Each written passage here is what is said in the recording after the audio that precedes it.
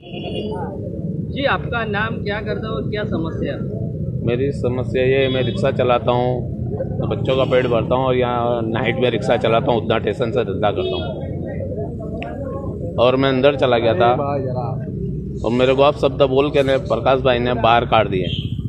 बाहर काटने के बाद मेरे को फिर अपशब्द वापरे मेरे साथ कि ये मियाँ भाइयों की तो दाढ़ी काट डालेंगे हम, ऐसा बोल के ना हमको बाहर निकाल दिया। फिर उसके ऊपर से अगर तो मुझे बोले, अगर कोई जवान इंसान को बोलते तो उनको अपशब्दों का जवाब मिल जाता, लेकिन मैं कुछ नहीं बोला, हट गया साइड पे। फिर सबने मिल के फिर हमने ये रजूआत करी सबको जमा करके। आपकी मांग क्या है? हमारी मांग ये है कि ये हमारे को नहीं चलता है, यहाँ कौमाती बातें करता है और सबको भड़काता है, बस ये।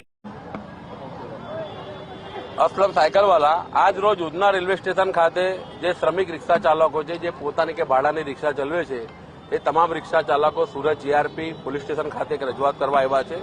રજૂઆત એટલી છે કે ઉધના રેલવે સ્ટેશન ખાતે જે ફરજ બજાવતા પોલીસ હેડ કોન્સ્ટેબલ કે જમાદાર કક્ષાના પોલીસ કર્મી છે એવા પ્રકાશભાઈ કે જે હંમેશા રિક્ષા ચાલકો પ્રત્યે રાગદ્વેષ રાખે છે ને એમાં પણ મુસ્લિમ સમાજનો રિક્ષા ચાલક હોય તો એને સામે કટ્ટર કોમવાદી વલણ રાખે છે।